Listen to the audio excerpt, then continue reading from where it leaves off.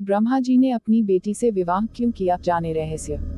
ब्रह्मा जी, जिन्हें हिंदू धर्म में सृष्टि के रचयिता के रूप में पूजा जाता है, उनके जीवन से जुड़ी कई कथाएं और रहस्य हैं। इनमें से एक सबसे विवादास्पद और जिज्ञासा उत्पन्न करने वाला विषय है उनका अपनी ही पुत्री से विवाह करना। यह कथा विभिन्न धार्मिक ग्रंथों में अलग अलग रूपों में मिलती है और इसकी व्याख्याएं भी भिन्न भिन्न हैं।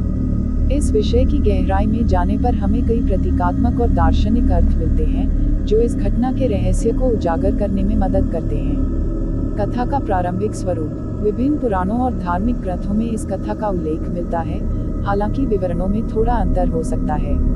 सबसे प्रचलित कथा के अनुसार, ब्रह्मा जी ने सृष्टि की रचना करने के बाद महसूस किया कि उनकी रचना आगे नहीं बढ़ रही है।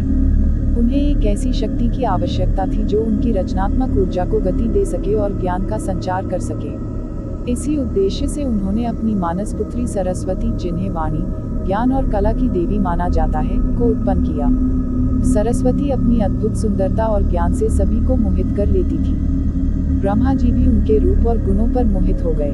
कुछ कथाओं में यह भी वर्णित है कि सरस्वती ब्रह्मा जी से दूर भागने की कोशिश करती थी, लेकिन ब्रह्मा जी ने अपने 5 मुखों से उन्हें हर दिशा में देखते रहे। अंततः कुछ परिस्थितियों में ब्रह्मा जी और सरस्वती का विवाह हुआ।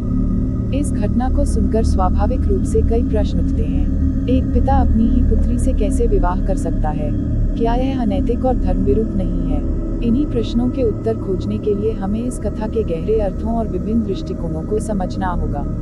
प्रतीकात्मक और दार्शनिक व्याख्याएं। इस विवादास्पद विवाह की कई प्रतीकात्मक और दार्शनिक व्याख्याएं दी जाती हैं, जो इसके रहस्य को समझने में हमारी मदद करती हैं। तारांकन सृष्टि प्रक्रिया का प्रतीक। कुछ विद्वानों का मानना है कि यह विवाह सृष्टि की प्रक्रिया का एक जटिल प्रतीक है।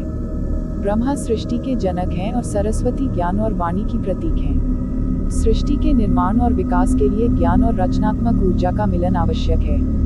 इस संदर्भ में ब्रह्मा और सरस्वती का मिलन ब्रह्मांडीय चेतना और रचनात्मक शक्ति के संयोजन का प्रतिनिधित्व करता है। यह एक ऐसी अवस्था है जहां से ज्ञान, बुद्धि और कला का प्रादुर्भाव होता है।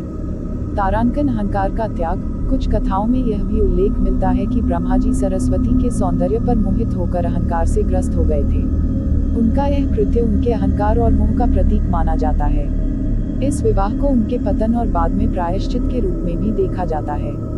कहा जाता है कि इस अनुचित कार्य के कारण ही ब्रह्मा जी की पूजा सीमित हो गई, जबकि सरस्वती ज्ञान की देवी के रूप में व्यापक रूप से पूजी जाती हैं। तारांकन ब्रह्मांडीय सिद्धांतों का प्रतिनिधित्व। कुछ दार्शनिक इस विवाह को ब्रह्मांडीय सिद्धांतों के स्तर पर व्याख्यायित करते हैं। उनके अनुसार प्रारंभिक अवस्था में सृष्टि में द्वैत ड्युअलिटी नहीं था। ब्रह्मा अकेले थे और उन्हें अपनी शक्ति को अभिव्यक्त करने के लिए एक साथी की आवश्यकता थी जो उन्हीं का अंश हो। सरस्वती को उनकी अपनी शक्ति का ही साकार रूप माना जाता है। इस दृष्टिकोण से यह विवाह 2 अलग अलग व्यक्तियों का मिलन नहीं, बल्कि एक ही परम सत्ता की 2 अभिव्यक्तियों का एकीकरण है। तारांकन काल और परिवर्तन का चक्र।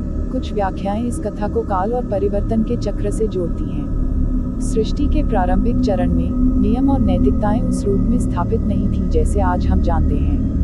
यह घटना एक ऐसे युग की ओर इशारा करती है जहां सृष्टि की प्रक्रिया अपने प्रारंभिक और अपरिपक्व अवस्था में थी। समय के साथ नियम और मर्यादाएं स्थापित हुई और इस प्रकार के संबंध वर्जित हो गए। तारांकन मानस पुत्री की अवधारणा। यह ध्यान रखना महत्वपूर्ण है कि सरस्वती को ब्रह्मा की मानस पुत्री कहा जाता है, जिसका अर्थ है कि उनका जन्म शारीरिक संबंध से नहीं, बल्कि ब्रह्मा के मन से हुआ था। कुछ विद्वान इस पुत्री शब्द को जैविक संबंध के बजाय एक आध्यात्मिक या रचनात्मक संबंध के रूप में देखते हैं। इस दृष्टिकोण से यह विवाह एक आध्यात्मिक मिलन या ज्ञान और रचनात्मकता के स्रोत का एकीकरण है, न कि एक पारिवारिक संबंध। विभिन्न ग्रंथों में भिन्नता। यह भी महत्वपूर्ण है कि ब्रह्मा और सरस्वती के विवाह की कथा विभिन्न पुराणों और उपनिषदों में अलग अलग तरह से वर्णित है।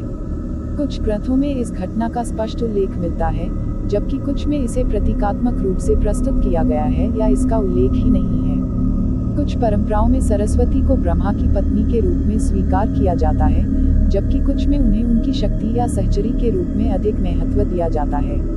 आधुनिक दृष्टिकोण। आधुनिक समय में इस कथा को अक्सर आलोचनात्मक दृष्टिकोण से देखा जाता है, खासकर नैतिक और सामाजिक मानदंडों के आधार पर। हालांकि प्राचीन ग्रंथों की व्याख्या करते समय हमें उस समय के सामाजिक, सांस्कृतिक और धार्मिक संदर्भों को ध्यान में रखना होता है।